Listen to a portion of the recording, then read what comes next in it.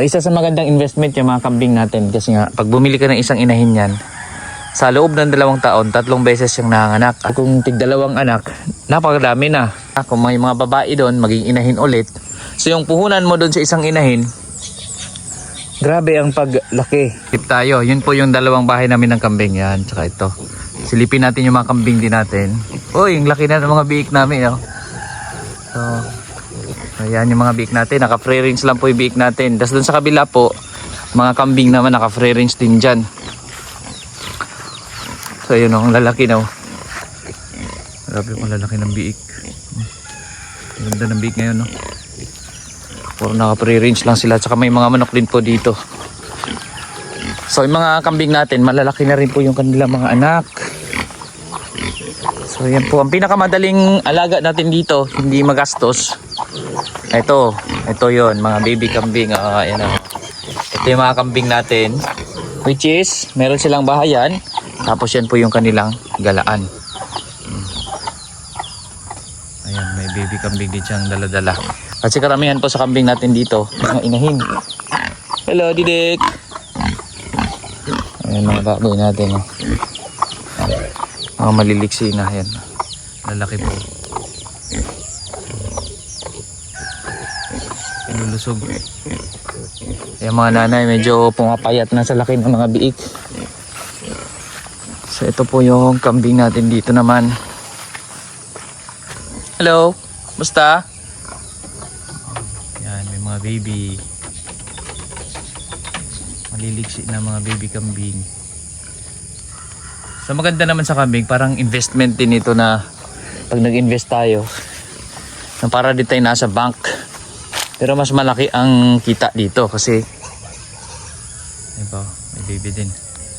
Na mas maganda dito kasi mga kambing, pag bumili ka ng isang inahing kambing, na kasi ako namimili lang din, di ako nagbebenta sa ngayon, di tayo nagbebenta ng mga pang-inahin. Namimili lang din tayo ng mga kambing na babae. Tapos nag-invest tayo dito ng may magandang lahi na rin na barako. So ngayon wala dito yung barako natin, kahit pansin niyo yung mga baby kambing natin yan. Ayan yung mga tenga, laylay na. Tapos linisin lang natin lagi yung housing. Mamaya-maya, nililinis din namin to. So isa sa magandang investment yung mga kambing natin. Kasi nga, pag bumili ka ng isang inahin yan, sa loob ng 2 taon, 3 beses siyang nanganganak. As long as meron ka rin barako. No, tapos minsan may pagkataon nanganganak ng isa. May panahon din, nanganganak yan ng 2. Meron ngang, minsan dito sa amin, nangyari, nanganganak ng 3 yung isang inahin. Tapos in 2 years, 3 beses na nanganganak ang isang kambing. So kung tig-2 anak, napakadami na. No, in 2 years, 2, 4, 6, maging 6 na agad. Which is yung anak nun, lalaki pa yung mga anak niya. Kung may mga babae doon, maging inahin ulit. So yung puhunan mo doon sa isang inahin, grabe ang paglaki. No, kapag ka naalagaan mo namang maayos. Yun yung kagandahan dyan sa kambing. Kasi hindi ka nagagastos, hindi tulad nito. Oh.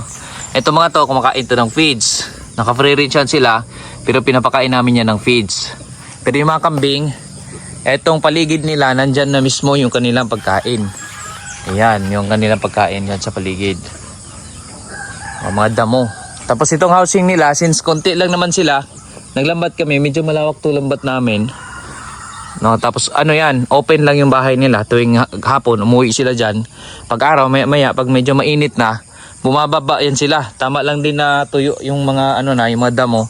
Wala na masyadong mga hamog-hamog kasi yung hamog daw, yun yung dahilan ng mga bulate. Nandyan daw yung mga parasites na itlog ng mga parasites, dahilan kaya nagkakabulate yung kambing. No, so, tama lang yung baba nila, mamaya na pag medyo mainit. Yung iba naman, sinasarado nila yung bahay, tapos binubuksan nila pag tuyo na yung mga damo. So, ganun yung style. Itong amin naman, open lang. So, yung kambing natin, naka-schedule na sila na bumababa sila dyan pag medyo maaraw na. So yun yung malaking advantage dito sa kambing. Kailangan lang housing, kahit simple lang tulad ng housing doon sa kabila. Yun yung pinakasimpleng housing namin. Tapos ayun o. Tapos ito, si Papa pa rin gumawa nito. No, mga round lang yung mga kanya, haligi. Yan lang yung setup. May iba naman, kung space mo ay medyo maliit, tapos yung lupa maganda rin tamnan. No, nakakulong ng kambing, nasa loob lang ng kulungan yung mga kambing. Tapos sa labas pinuno nila ng mga napier grass. Tapos yun yung pipakain nila sa kanilang mga kambing. So yun yung kagandahan. O nakuan yung nabaling yung aking atensyon dito rin sa mga biik natin, no, na maliliksi na rin dyan. Palakad-lakad. So yun yung maganda dyan sa mga kambing. Kahit simpleng housing pwede na. No, kung konti lang, ganyan ginagawa natin. Kung maramihan na, kailangan talaga monitored or maayos na yung kanilang, may set up ka na dyan sa kanilang paglabas-masok dyan. Kailangan, o kaya yung area, hahatiin mo na. Mayroong part na pang this week, may part na pang next week, may part na pang third week, pang fourth week, ganyan. No, para ibalik mo naman sila sa kabilang area, may damo na namang tumubo. Kasi pag ganito, baka ma-overgraze naman kung marami masyado yung kambing natin.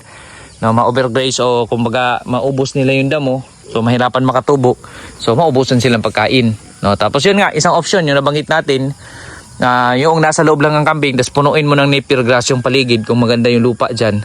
So yung napier grass, anihin mo na lang, magkukumpay ka, tapos papakain mo sa kanila.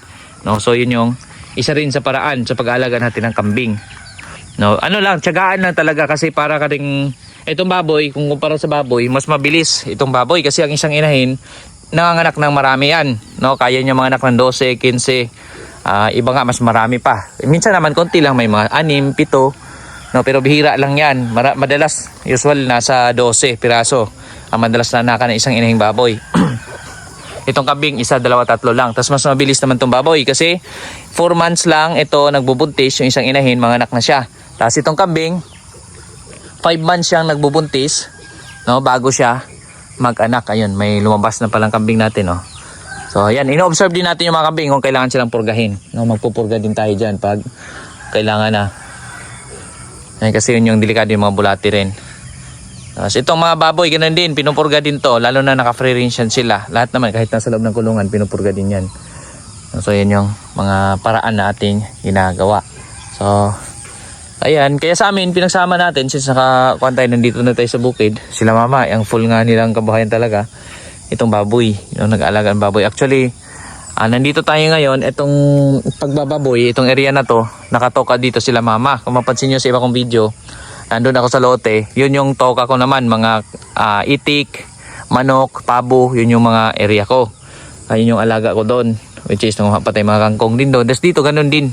Sila mama sa baboy naman, nanguha din silang kangkong, kasaba, may mga tanim sila dito, madre de agua. So yun yung pakain dito sa mga baboy na may halong feeds at darak.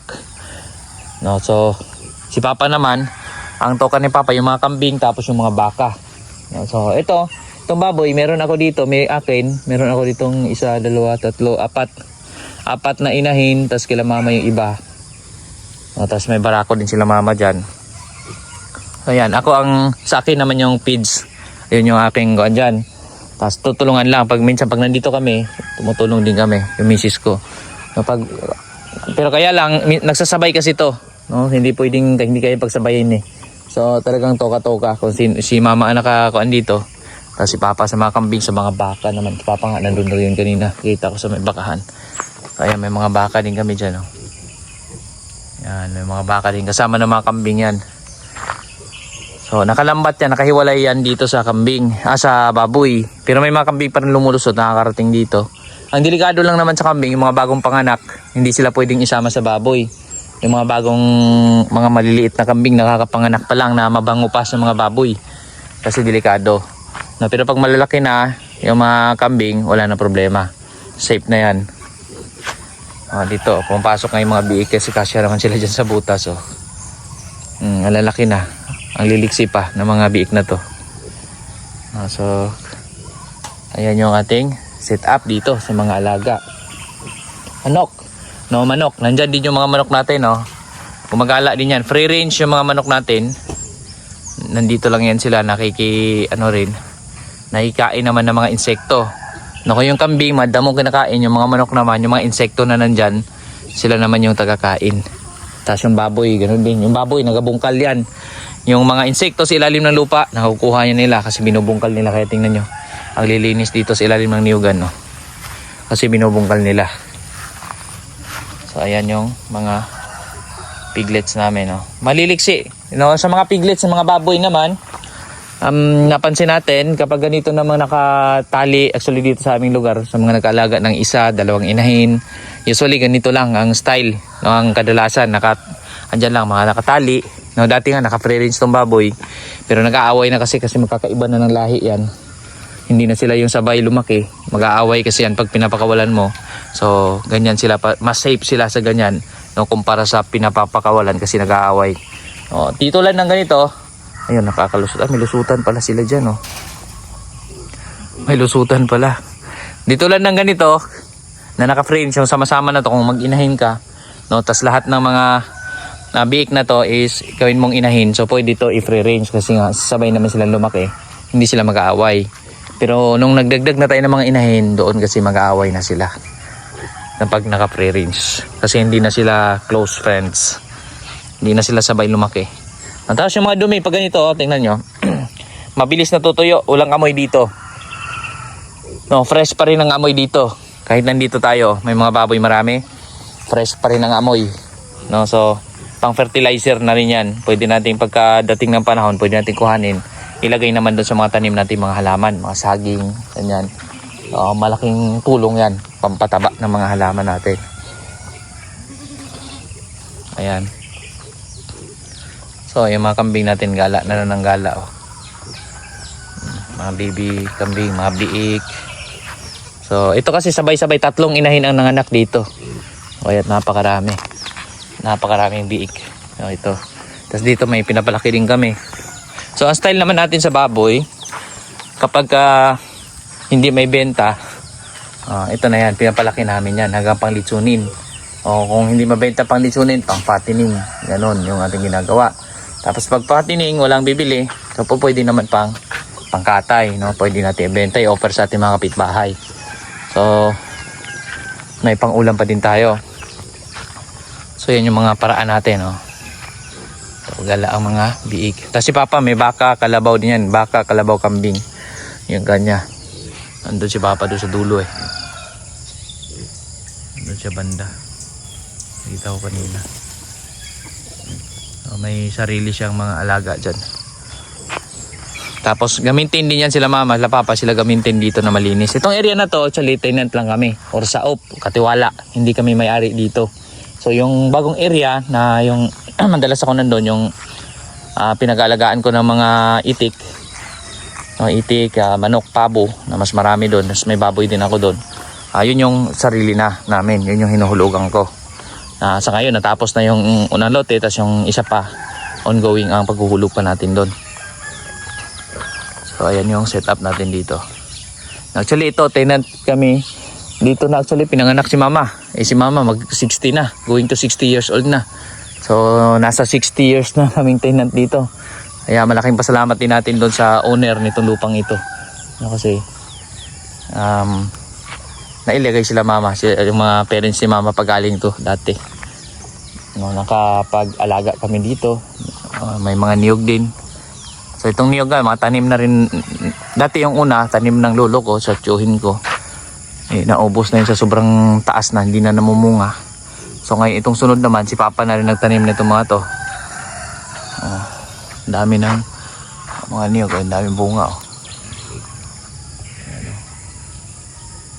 Ayan, ang mga niyog dito. So ayan, punong-puno ng mga niyog. Tinatsaga lang din nila to dati magtanim.